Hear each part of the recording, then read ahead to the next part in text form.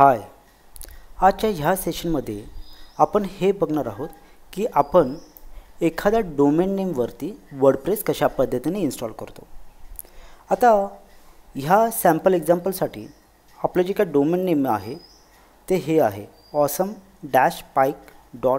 हे आपलं जे काही वरच्या साईडला दिसते हे आपलं डोमेन नेम आहे आणि आपल्याला आता याच्यावरती पहिल्यांदा वर्डप्रेस इन्स्टॉलेशन करायचं आहे। तर त्याच्यासाठी करायचं काय, तर ह्या डोमेन नेमला जायचं। ह्या डोमेन नेमला इथं डॅशबोर्ड नावाचा एक ऑप्शन असेल, ह्या डॅशबोर्डवरती जायचं। या डॅशबोर्डवरती गेला की खालच्या साईडला तुम्हाला स्क्रोल करावं लागेल। ह्याच्यामध्ये एक ऑप्शन असेल क्रिएट वेबसाईट आणि त्याच्या खाली लिहिलेलं असेल CMS बिल्डर्स अँड मोर। तर ह्या ऑप्शनवरती क्रिएट वेबसाईटच्या आपल्याला क्लिक करायचं आहे। आता ह्या ऑप्शनवरती क्लिक केल्यावरती तो आपल्याला काहीतरी वॉर्निंग दिला आहे। काय वॉर्निंग दिला आहे की there are files in the root directory of the website. Okay, म्हणजे तुम्ही ज्या डिरेक्टरीमध्ये हे इन्स्टॉलेशनचा प्रयत्न करायला त्याच्यामध्ये ऑलरेडी काहीतरी फाइल्स आहेत।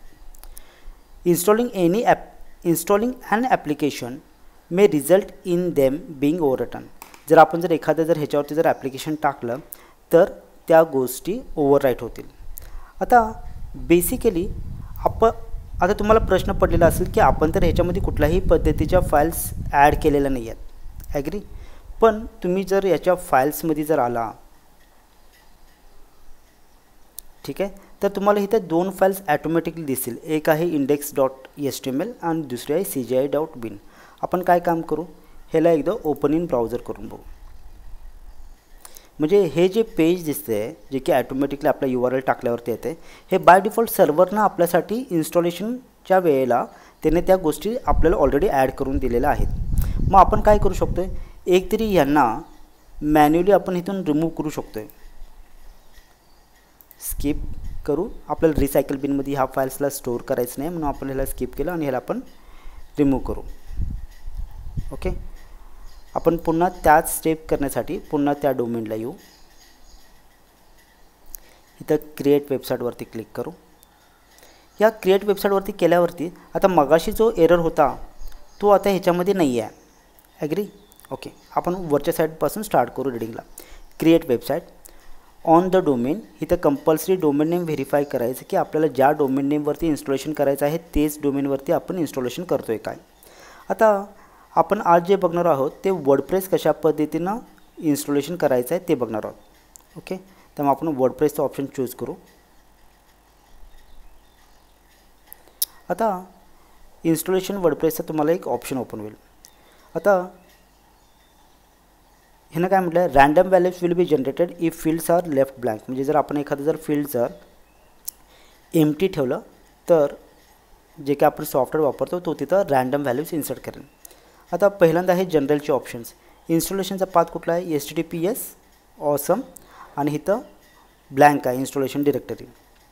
ओके, आता इथं आपण एकतरी HTTP घेऊ शकतो किंवा HTTPS घेऊ शकतो, पण आपल्या कंपनीच्या नियमानुसार आपण कंपल्सरी इथं HTTPSच घेतोय, कारण आपल्याला आपली वेबसाईट सिक्युअर पाहिजे।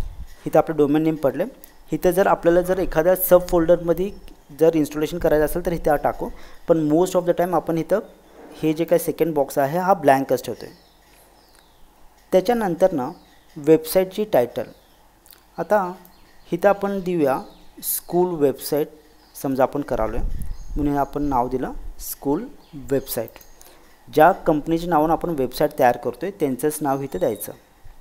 प्लगिनचा थीम सेट नच राहू दे। वेबसाईटची लँग्वेज आहे इंग्लिश युनायटेड स्टेट्स, अगदी बरोबर आहे। वर्जन 6.5.2 जे काही करंट आहे तो ते ॲटोमॅटिकली घेऊन जाईल। वर्डप्रेसचे ॲडमिनिस्ट्रेशनचे डिटेल्स युजरनेम आणि पासवर्ड ॲटोमॅटिकली जनरेट होईल, दॅट इज ओके। आपण खालच्या साईडला येऊ।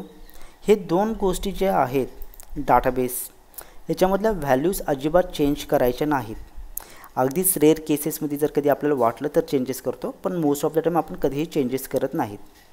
आणि त्याच्यानंतर ॲटोमॅटिक अपडेट्सला पण ज्या गोष्टी बाय डिफॉल्ट सेट आहेत त्या गोष्टी आहेत तशा राहू देत।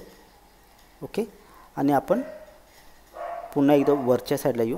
आपण हे ऑप्शन्स ऑफ करू, म्हणजे आपल्याला फक्त एवढ्याच गोष्टी डिफाईन करायच्या आहेत। डाटाबेस आणि ॲटोमॅटिक अपडेटचे जे काही सेटिंग्स आहेत ते जे बाय डिफॉल्टचे आहेत ते राहू देत आणि आपण इन्स्टॉलवरती क्लिक करूया.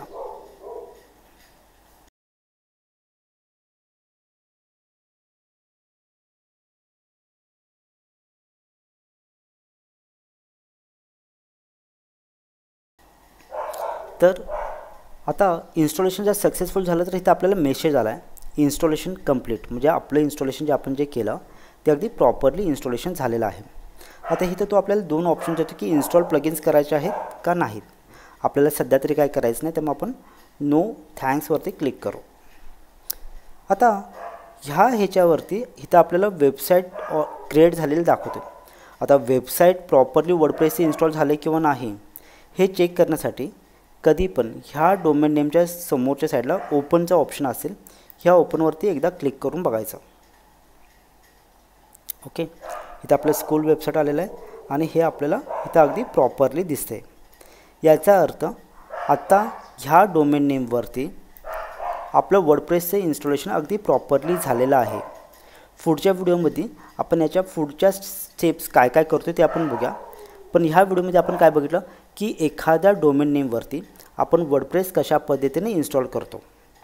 आशा करतो की तुम्हाला हा जो काही व्हिडिओ आहे त्याच्यामधली इन्फॉर्मेशन अगदी चांगल्या पद्धतीने समजलेली असेल. समजा इन केस जर तुम्हाला काही जर शंका असेल तर कधीही फोन करा, मला तुम्हाला मदत करायला आवडेल. Thank you very much.